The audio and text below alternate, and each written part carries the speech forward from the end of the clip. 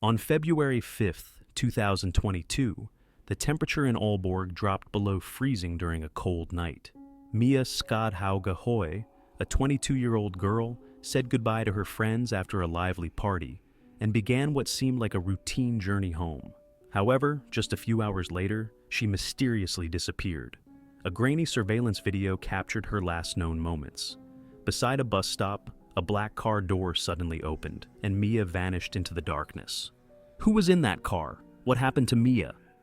It was the first weekend after pandemic restrictions were lifted. Mia, along with her friends, was excited about the party that night.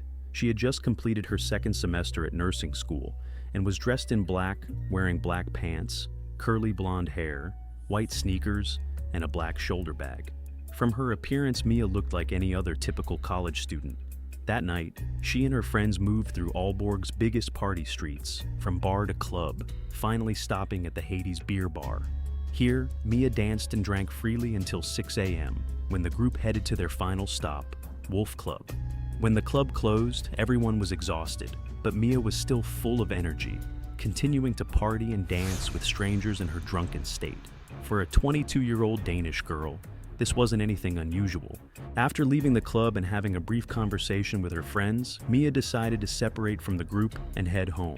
One friend thought she would take the bus and planned to check in with her later. However, as time passed, 3 hours after parting ways, Mia's family began to worry when they hadn't heard from her. They contacted Mia's boyfriend, but he said he hadn't heard from her all day, which only heightened their concern. Mia was known to be responsible and always kept her family informed about her whereabouts. What started as worry soon turned to panic, and her parents reported Mia missing to the police. Desperate, the family also posted a plea on Facebook, asking anyone with information to come forward. The community responded quickly, sharing the post to spread the word. Although crime rates in Denmark are very low, Mia's sudden disappearance was taken seriously by the police. They treated it as a critical case and quickly launched a large-scale investigation, calling on the public to provide any images, videos, or information from phones, cameras, or any devices in the area at that time.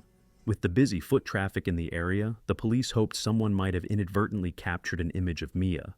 The public response was overwhelming, with nearly 400 calls, photos, videos, and messages from all over North Jutland flooding in. Mia was an ordinary girl with no criminal record. She was born on September 19, 1999, graduated from high school in Joring in 2016, and then went on to study nursing at Aalborg University of Applied Sciences. 2 days after her disappearance, or 26 hours later, the police continued to urge the residents of North Jutland to provide any leads. They began carefully reviewing video footage from the surrounding area and questioning relevant individuals. A crucial clue appeared in a surveillance video at 6:09 a.m. on February 6th, showing Mia standing next to a bus stop at 99 Vesterbro. A black car parked near the Natto store, and Mia briefly spoke with the driver before getting into the car. The next bus wasn't due until 7:35 a.m., nearly 90 minutes later. The temperature that morning was near freezing, and Mia wasn't dressed warmly enough. The video showed that she didn't hail the car. Instead, it stopped on its own next to her. The police suspected it might be an illegal taxi, though this was just speculation that many people agreed with. Due to the poor quality of the video, the police couldn't clearly read the license plate and continued to ask the public for help. On February 8th, the police released the surveillance video. After saying goodbye to her friends at 6:02 a.m., Mia walked to the bus stop. A few minutes later, a black Volkswagen stopped. The driver spoke with her, and she got into the car and disappeared. On the same day, a significant clue emerged when the police used new technology to identify the car's license plate, a parrot plate with a multicolored background, typical in Denmark. By 11:20 a.m. on February 9th, 53 hours after Mia's disappearance, the police traced the vehicle to several addresses, including a summer house in Ullerup Skov and Salem. There, they found a 2015 Volkswagen Golf that matched the surveillance video. While Mia had not yet been found, this lead led to the arrest of 2 suspects, childhood friends connected to the license plate. Both had a history of minor crimes, including impersonating police officers during a soccer match. Although they denied any involvement, their connection to the car put them in a compromising position, marking a major turning point in the investigation. The two suspects were brought before a constitutional hearing in Denmark's judicial system, a preliminary court session held within 24 hours of their arrest, where the judge reviewed evidence to decide whether to continue their detention or release them. On February 10th, 4 days after Mia's disappearance, her family still held hope that she would return safely. During a closed hearing at the Aalborg District Court, one suspect was released but continued to be investigated, while the other, 36-year-old Thomas Thompson, an electrician, was kept in custody.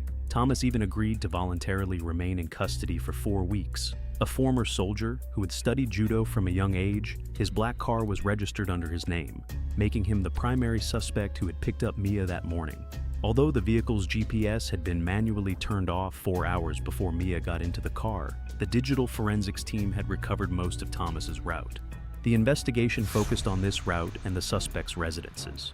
Police searched multiple locations, including Thomas's home in Ullerup Skov and a summer house in the Hammarby and Dragstov forests. In the Hammarby forest, a police dog found Mia's keys, a hair tie, and 2 chest adhesive pads scattered around, suggesting that she might have tried to escape. Suspicion was confirmed in the Dragstov forest, only a 10-minute drive from Thomas's home in Falkenskold. There, they discovered several small hand-dug pits containing human body parts that had been dismembered into over 200 pieces. The police suspected this was Mia's body and sent it for verification. On the evening of February 10th, during a press briefing, the police announced that they believed Mia had been murdered and dismembered. 2 days later, the body was confirmed to be Mia's, cut into 231 pieces with a chainsaw, knife, and scissors, with some parts dissolved in a strong alkaline solution. The cause of death was determined to be strangulation. On the morning of February 6th, Thomas turned off the vehicle's GPS at 2:14 a.m. to avoid being tracked, but due to a technical glitch, the location continued to be recorded every 15 seconds. When questioned, he claimed that he wanted to avoid harassment from a police officer whom he believed was biased against him. The GPS was turned back on at 9:23 a.m., and the police believe Mia encountered trouble sometime between 6:09 a.m. and 9:23 a.m. The theory is that Thomas stopped his car next to Mia, offered her a ride, and she agreed to get in on the cold early morning with the next bus still far away. The trial took place in June 2023. Thomas testified that he saw Mia waiting for the bus and offered her a ride for free. According to him, Mia flirted with him in the car, so he took her to a practice area in Hammarby. They agreed to have sex, but when he learned that Mia had sworn loyalty to someone else, he became angry. Thomas claimed that Mia accidentally fell, possibly breaking her neck or being strangled by the strap, leading to asphyxiation. However, his testimony was inconsistent. He initially said she fell later, then changed his story to say she fell when she got out of the car. He admitted that in a panic, he took the body home, attempted to dissolve it with lye, but failed. So he cut it into pieces and buried it in the wilderness of Dragstov. He also burned the tools and possibly Mia's bag. The police rejected Thomas's testimony, believing that Mia got into the car to get home quickly in the cold, but was tricked or forced into the Hammarby forest, where she was assaulted, murdered, and dismembered. A forensic report on June 23rd pointed out that the dismemberment was carried out systematically to conceal the cause of death. Evidence showed that Mia had tried to escape, dropping belongings in the forest, despite Thomas denying ever being there. The vehicle's GPS showed that he stopped 3 times along the way, and the police believe he acted out of perverse desire. Mia's biological evidence was found on the doorknob of Thomas's bedroom, proving that she was dismembered at his home. Shockingly, during the days of dismembering, Thomas continued living normally, going to work and chatting with friends as if nothing had happened. Thomas was born on June 18, 1985, in Svendborg, and later moved to Falkenskold, a small town with a population of 500. He had served as a sergeant in the military, trained as an electrician, and was well regarded in his work, but the townspeople saw him as a loner. In 2009, Thomas was convicted of stalking after leaving traces by the window of a girl's house, and he had harassed 2 girls, Louise and Marie, between 2005 and 2006.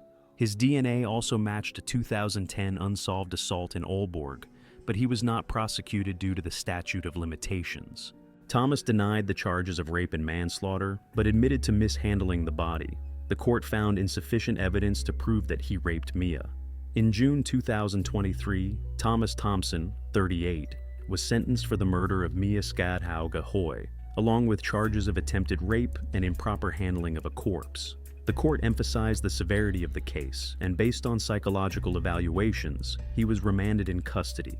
Thomas appealed, but was denied. Although the perpetrator has been convicted, Mia's life can never be restored, leaving behind a profound lesson about societal safety.